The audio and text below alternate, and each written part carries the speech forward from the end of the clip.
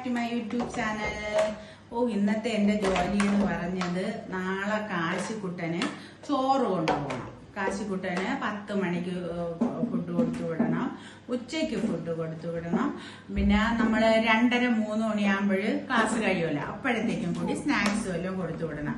അപ്പൊ അതിന്റെ ജോലിയായിരുന്നു. കാരണം നമ്മള് കാശിക്കുട്ടനൊക്കെ കൊടുത്തു വിടണ ബോക്സുകളൊക്കെ എല്ലാത്തിലും നമ്മൾ കാശിക്കുട്ടന്റെ പേരെഴുതണം. അങ്ങനെ പേരെഴുതി നൈസ് സ്ലിപ്പിൽ ഒട്ടിക്കൊക്കെ വരുന്ന എനിക്ക് ഇന്നത്തെ ജോലി. എല്ലാം ബാഗായാലും ടിഫിൻ ബോക്സ് ആയാലും വാട്ടർ ബോട്ടിലായാലും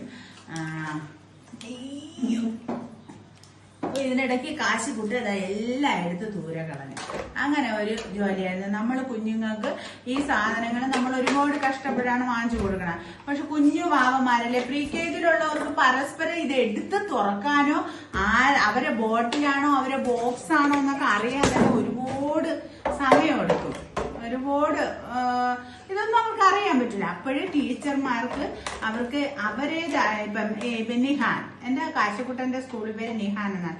നിഹാന്റെ ബോക്സ് എടുക്കണമെന്നുണ്ടെങ്കിൽ ടീച്ചർക്ക് എളുപ്പത്തിന് എടുക്കാം. നിഹാൻ SN എന്നെടുക്കാം. അപ്പൊ ടീച്ചറിന് അതൊരു എളുപ്പമാവും. അപ്പൊ നമുക്ക് നമ്മൾ വാങ്ങിച്ചു കൊടുക്കുന്ന സാധനം നമുക്ക് കൈമോശം വരാതെ നമുക്ക് സൂക്ഷിച്ചു വെക്കാൻ പറ്റും.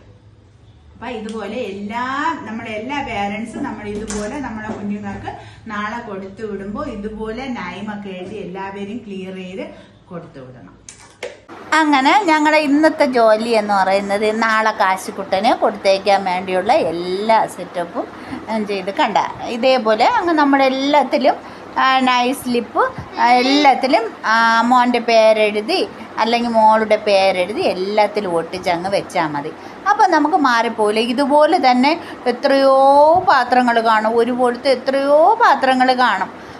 ഇപ്പം സ്പൈഡർമാനാണ് കൂടുതലും മക്കളുമാർ എടുക്കുന്നത്. അപ്പം നമ്മളെ മക്കളെ പേരെഴുതി നമ്മൾ വെച്ച് കഴിഞ്ഞാൽ അത് ഒരിക്കലും നമുക്ക് മാറാതെ ആ പാത്രങ്ങൾ